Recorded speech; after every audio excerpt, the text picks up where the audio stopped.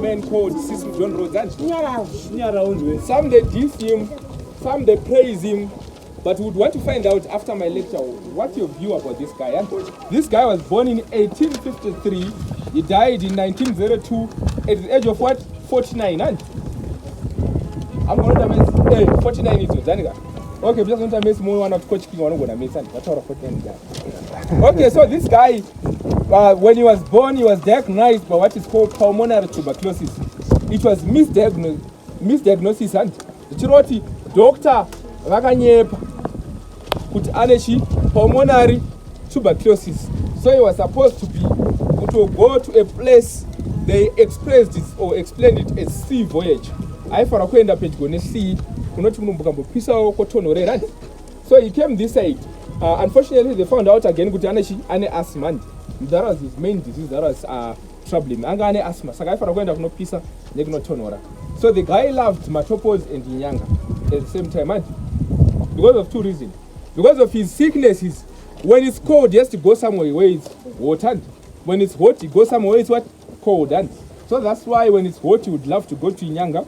When it's cold, he would love to come to Matopos. So these were two places that he was in love with. So this guy in 1870, he moved from England. He came to South Africa. He stayed with his brother, farming and cotton and later on, Wakava discovered my diamonds. He formed a company that is called the Beers Miners. The Beers Miners. To the extent that by 1890, this company owned 90% of the diamonds all over the world. Meaning that his company was owning 90% of all world diamonds. That means he was controlling the diamond what? The diamond mining sector. So this guy was very big. He was very rich. Yet man. So because he loved Zimbabwe, akavano apply to Britain. Kutundokumbrota say advance from South Africa, shenda to Zimbabwe, Zambia, Neku Malawi. Back then Zimbabwe was called what? Southern Rhodesia. Zambia was called what? Northern Rhodesia. Malawi was called what? Nyasaland. And all these three countries, they were actually colonized by Cecil John Rhodes. Our name Southern Rhodesia came from his name, Cecil John Rhodes. So I'm going to Rhodes Rhodesia from his name. And so this guy in 1890, he became the Prime Minister of Cape Colony in South Africa. But then he was forced to step down in 1896 because of a blunder that he did in 1895. Him and his friend that you saw there by the name Lender Star Jameson, and they sat down and planned to raid the Boers. By then the Boers were led by a man called Paul Kruger or Koo Kruger. He was called what? Koo Kruger. He was the leaders, were Boers. So they decided to raid the Boers in 1895, which was called the Jameson Raid. So this Jameson Raid failed to the extent that it led to the arrest of what? Lender Star Jameson. And it also forced what? Cecil John Rhodes what? To step down as what? As the Prime Minister of Cape Colony in 1896. Then later on he died in what? In 1902 at age what? 49. So Cecil John Rhodes, mchumona kudai, anga ane zvakashata zvaita, ane zvakanaka zvaita. He forced King Lobengula in 1888 to sign what is called the Rad concession. Rad concession. They've got two concessions, Papa and Rad concession, the Moffat Treaty. Moffat Treaty was a peace treaty that was signed here in Matopo Hills, and also the Rad concession, it gave Rhodes exclusive mining rights in the whole country of what? Of Zimbabwe. They also promised Lobengula some rifles, ane zvakawanda zvakapromiswa zvaakazopiwa nepatrol yaizvinofara patrol kuna Zambezi chichi zvesani kana maku high school or form 4 or form 1 you learn about that. Okay, so before I continue, I want to ask a question, guys. Was Cecil John Rhodes a good person or a bad person? Yes? Someone says a good person. Who says he was a bad person? A bad person. Why do you say he was a good person? Anyone with a good reason? Why? Yes? What do you say? He helped Zimbabwe to be an independent country. Okay. Who else? Hey, coach.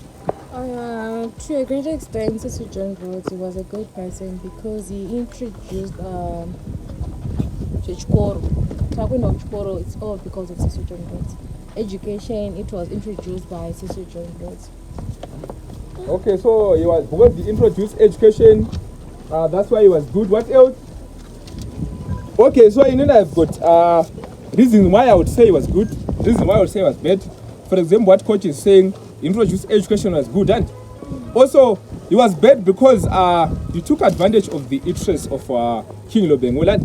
He made King Lobengula sign a concession that he didn't understand, but he knew it himself that the man doesn't understand. And so in other words, he took advantage of interests here, King Lobengula, but sign what treat.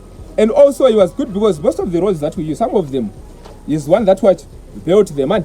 For example, he had a vision to build a railway line from Cape Town to Cairo in Egypt. And it was as Zimbabweans, we've got a bridge that was built because of roads, which is called the Victoria Falls Bridge, and the one that connects Zimbabwe and Zambia in Victoria Falls. And that bridge was assembled in England.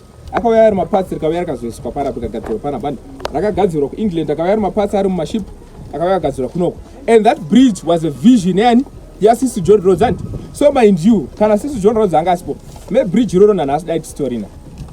Education took this because of what? Of Sisi John Rhodes. And but he actually did that at a cost or an expense of exploiting our minerals. We lost a lot of minerals to Sisi John Rhodes. We lost a lot of things to Sisi John Rhodes. Just like our rights, we lost our mining rights, we lost our rights to choice, freedom, choosing wawasingachakwanisa kuchidza wasingakwanisa kupinda muna first or kupinda mtown because of what laws akasikwana na Sisi John Rhodes. Also, Sisi John Rhodes was the founder of what is called the Glenn Gray Act. The Glenn Gray Act was an act that laid the foundation for apartheid policies. Akashandiswa apartheid regime South Africa.